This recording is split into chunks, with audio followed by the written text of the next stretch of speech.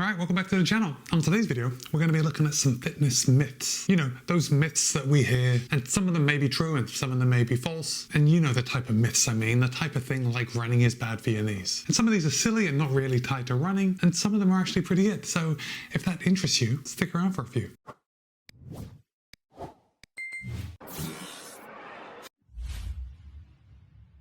Okay, thanks for hanging out for a few minutes. Now, we are going to talk about an article that I found in The Guardian. And that article is titled, "Do You Really Need to Walk 10,000 Steps a Day? And 17 Other Fitness Rules Tackled by the Experts." I don't think we're going to talk about all 17, but we'll talk about a few of them. And of course, I will tell you what I do in these situations, and I want to hear from you. I especially want to know about your own fitness myths that maybe you have run into over the years, or stuff you've heard and you've done it and you found it doesn't work, right? Let's be clear, we are really interested in the myths that are not true. Well, I guess actually that's what makes a myth. If it were true, it would be a fact. But the first one that we're going to talk about today is that sore muscles are a sign that you have actually done a good workout, that you have been successful in what you've set out to do. And that, my friends, is false. You can certainly have a very solid workout without being sore afterwards. And the article does point out that DOMS, delayed onset muscle soreness, is usually just a marker of surprise, in that you've surprised your muscles with a little more than you've usually done in the past. That's why we experience DOMS after a really hard race. Or maybe not so much, but a really hard workout. I know that nowadays it doesn't really matter what workout I do.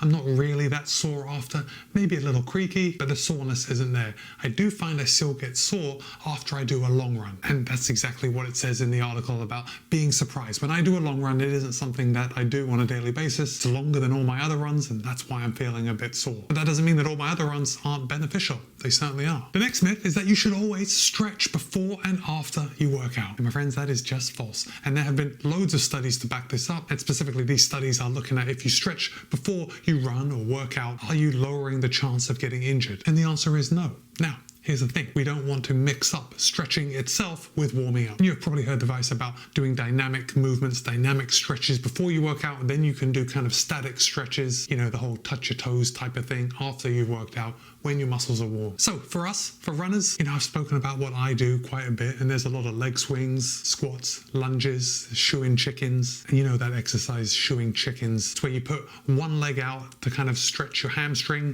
and then you move your arms forward and then up over your head, and you're getting a hamstring stretch and you're stretching your arms out. There's a nice stretch through the back as your arm goes up. It's a nice all over body stretch. I love it. And then you repeat it on the other leg. The next rule or myth that you've probably heard is that you need to walk 10,000 steps a day. And this is a little tricky. Well, it's really not tricky. The answer is probably yes, but there's a little more nuance in that. And for you, if you are a runner, then you're probably getting your 10,000 steps a day. Maybe you're getting the 10,000 steps before you've even finished your run in the morning. But as far as getting benefits from doing those 10,000 steps a day, the benefits actually increase until about 8,000 steps a day, and then the benefits kind of taper off as it approaches 10,000. So really, if you're getting 8,000 steps a day, you're doing a pretty good job. But the reason that we have this 10,000 step goal is because it's a nice round number, it's a nice goal to shoot for, and ultimately the idea behind it is that we start doing more than we're currently doing. And this probably isn't you. This is for someone that sits on the couch most of the day, or not just sitting on the couch. I suppose some people have an office job. Anyway, I guess my point is move more. The next fitness rule or fitness myth is that your muscles will turn to fat if you stop working out.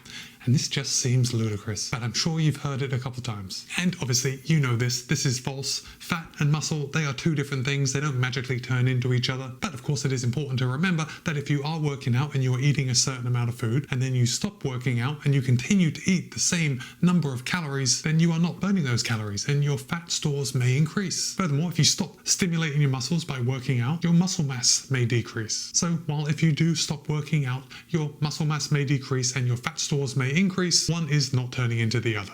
That's just false. The next fitness rule that we already mentioned at the very beginning, and that is that running is bad for your knees. Guys, of course, you know this, I know this, we know this is false. And that is simply because the cartilage in your knees, it's a living tissue. When you run, you're stimulating it. And like every other part of our body, it adapts to use. And if you underuse them, just like any other muscle in your body, it's not going to be as strong. So I would actually reach for the conclusion that running is good for your knees. And the article points out that there have been studies that have followed runners and non-runners over decades, and the runners are no more likely to develop knee problems than non-runners. And this certainly doesn't mean that a runner is not going to develop knee problems, but by running, we're not worsening our odds. Running is not bad for your knees. The next fitness myth is that lifting weights will make you bulky. And guys, I gotta tell you from personal experience that this is absolutely false. I lift weights a lot, my wife lifts weights a lot, and we are anything but bulky people. In fact, the article points out that gaining muscle is really difficult. And to do it, you need two things. You need to lift increasingly heavy weights, and you need to have a calorie surplus. And to do that, you really need two things. You need to lift increasingly heavy weights, and you need to be in a calorie surplus. So perhaps you may have heard like someone that's trying to lose weight,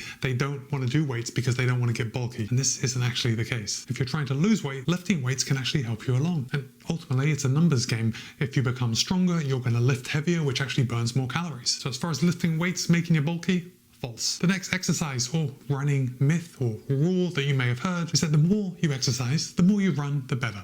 And again, guys, we know this is false. We do need to incorporate rest days. Rest days is where all the advancement happens. That's where our muscles repair themselves. And if you just continually to pile on more and more exercise, running, working out, anything, you are just going to be making yourself more tired and ultimately probably injured. So take a rest day. It'll help you out. The next exercise rule that you've probably heard is that evening exercise will stop you trying to get to sleep. Now, the article points out that this is both true and false. And that's because exercise is a stimulus. When you exercise, it raises your cortisol levels. And if you are jacked up on cortisol, it is very difficult to get to sleep. So for a lot of people, exercising right before you go to bed really isn't going to work. That's how it is for me. I avoid evening races like the plague because I have done several and it's just a miserable night trying to get to sleep after that. But of course, for some of you like to work out in the evening. Maybe you've got used to it. If you give yourself enough time to wind down, that evening run or evening workout session can actually tire you out and help you to sleep. So that's why it's true and false. You have to find out what's best for you and then go with it. The next exercise rule that you've probably heard is that you shouldn't work out when you're ill. And the article says this is true. And that's because, very simply, when you're ill, your immune system is trying to fight that illness. And also, if you work out, that compromises your immune system. It might not be something that we notice on a regular basis, but if you take it to the extreme and we look at big events, you might find that you have been sick after running a marathon. So the article is just pretty clear. That is true. You should not be exercising when you're ill. But I want to hear from you on this one because I know that I have exercised when I've been ill, and I want to know if you have too. I know this whole running thing that we do can kind of turn into a compulsion as well as a fun fitness activity. So when you're just a little sick, it's very easy to just go out and take care of business. Let me know if you do the same thing. I think it's one of those things that we know what we should be doing. We should be taking time off and not running and not working out when we're sick, but we do it anyway. Okay, let's do one more. The next rule or myth is that exercise is more important as we get older, as we age. And this is true. And the article describes it this way. Because exercise, in our case, running, stresses the body, it activates the repair mechanisms inside our body, which they kind of paint a picture that it cleans up all the damage. So by going for a run and kind of damaging your muscles and then having your body repair it, it could be repairing other stuff in your body. I don't know, but it sounds good. Exercise also produces antioxidants, which can repair DNA damage. It can also reduce inflammation, which is the cause of a lot of diseases. Exercise also produces brain-derived neurotropic factor, which can help prevent Alzheimer's disease. So yes, that one is true. That one is very true. It becomes more important as we get older to exercise, to run. So if you want to live a long and productive life, go out for that run. I guess I think that was a short one today. So don't forget, I want to hear from you. I want to know what myths you've heard and you kind of agree with or don't agree with, which you have actually busted yourself by finding out through your own experience. And of course, if you have made it till this point in the video, why don't you drop, there's a needle with some thread going through it. I don't know why, but it came to my head. Drop that emoji in the comments so I know that you've made it all the way to the end of this video. And with that, it's Matt B. We've just been talking about some fitness rules, some fitness myths. Some are true, some are false. Anyway, be kind, be happy, run well. See you in a couple of days.